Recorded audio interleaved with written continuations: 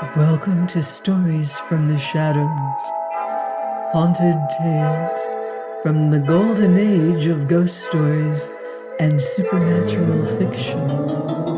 I'm Mardell, reading Brood of the Witch Queen by Sax Rohmer. Chapter 7, Sir Elwin Grove's Patient. When a substantial legacy is divided into two shares, one of which falls to a man young, dissolute, and clever, and the other to a girl, pretty and inexperienced, there is laughter in the hills. But to the girl's legacy add another item, a strong, stern guardian, and the issue becomes one less easy to predict. In the case at present under consideration, such an arrangement led Dr. Bruce Cairn to pack off Myra Duquesne to a grim Scottish manor in Inverness upon a visit of indefinite duration. It also led to heart-burnings on the part of Robert Cairn and to other things about to be noticed. Antony Ferrara, the co-legatee, was not slow to recognize that a damaging stroke had been played, but he knew Dr. Cairn too well to put up any protest. In his capacity of fashionable physician, the doctor frequently met Ferrara in society, for a man at once rich, handsome, and bearing a fine name is not socially ostracized on the mere suspicion that he is a dangerous blackguard. Thus Antony Ferrara was courted by the smartest women in town and tolerated by the men. Dr. Cairn would always acknowledge him and then turn his back upon the dark-eyed adopted son of his dearest friend. There was that between the two of which the world knew nothing. Had the world known what Dr. Cairn knew respecting Antony Ferrara, then, despite his winning manner, his wealth, and his station, every door in London, from those of Mayfair to that of the foulest den in Limehouse, would have been closed to him. Closed and barred with horror and loathing. A tremendous secret was locked up within the heart of Dr. Bruce Cairn. Sometimes we seem to be granted a glimpse of the guiding hand that steers men's destinies. Then, as comprehension is about to dawn, we lose again our temporal lucidity of vision. The following incident illustrates this. Sir Elwin Groves of Harley Street took Dr. Cairn aside at the club one evening. "I'm passing a patient on to you, Cairn," he said. "Lord Lashmore." "Ah," replied Cairn thoughtfully, "I have never met him." "He has only quite recently returned to England, you may have heard, and brought a South American Lady Lashmore with him." "I had heard that, yes." "Lord Lashmore is close upon 55, and his wife, a passionate Southern type, is probably less than 20. They are an odd couple. The lady has been doing some extensive entertaining at the town house." Grove stared hard at Dr. Cairn. "Your young friend, Antony Ferrara, is a regular visitor." "No doubt," said Cairn. "He goes everywhere. I don't know how long his funds will last." "I've wondered, too. His chambers are like a scene from the Arabian Nights." "How do you know?" inquired the other curiously. "Have you attended him?"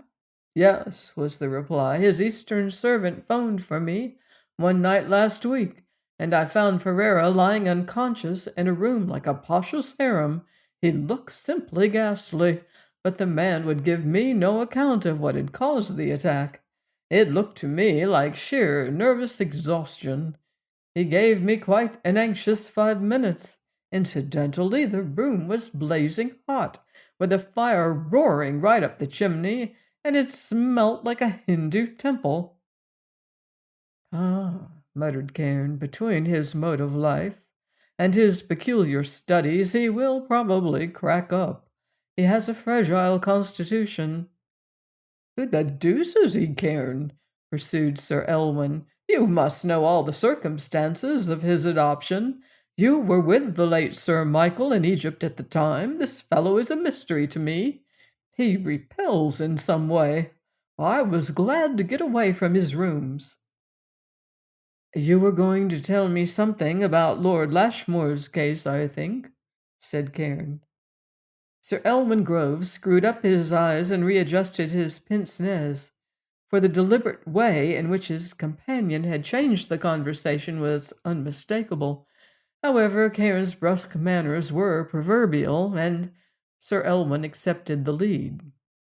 "Yes, yes, I believe he was," he agreed rather lamely. "Well, it's very singular.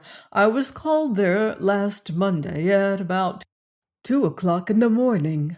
I found the house upside down, and Lady Lashmore with a dressing gown thrown over her nightdress engaged in bathing a bad wound in her husband's throat."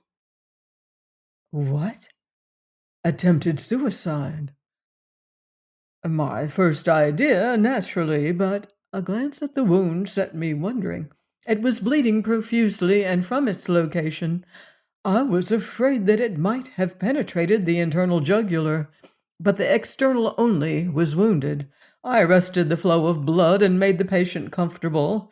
Lady Lashmore assisted me coolly and displayed some skill as a nurse.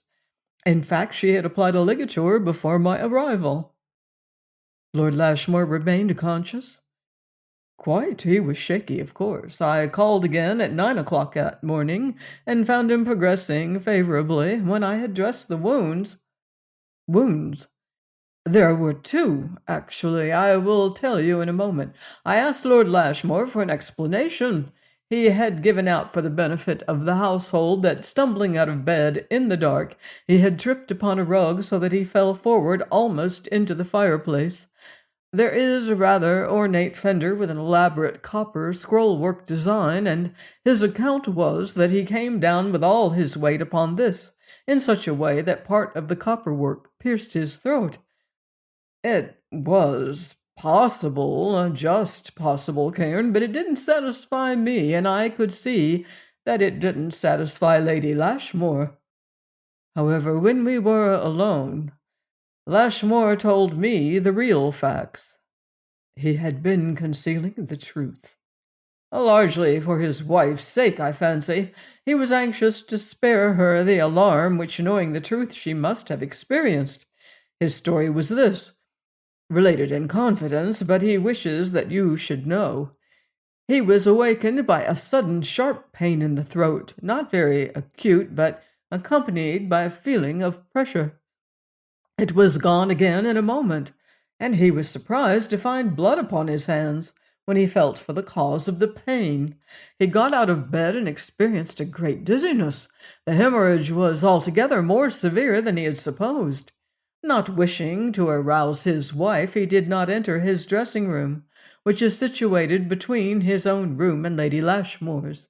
He staggered as far as the bell-push and then collapsed. His man found him on the floor, sufficiently near to the fender to lend color to the story of the accident." Dr. Cairn coughed dryly. "Do you think it was attempted suicide after all, then?" he asked. "No, I don't," replied Sir Elwin emphatically. "I think it was something altogether more difficult to explain." "Not attempted murder?" "Almost impossible. Excepting Chambers, Lord Lashmore's valet, no one could possibly have gained access to that suite of rooms. They number 4. There is a small boudoir, out of which opens Lady Lashmore's bedroom. Between this and Lord Lashmore's apartment is the dressing-room. Lord Lashmore's door was locked, and so was that of the boudoir. These are the only two means of entrance." "But you said that Chambers came in and found him." "Chambers has a key of Lord Lashmore's door. That is why I said excepting Chambers. But Chambers has been with his present master since Lashmore left Cambridge. It's out of the question." "Windows?"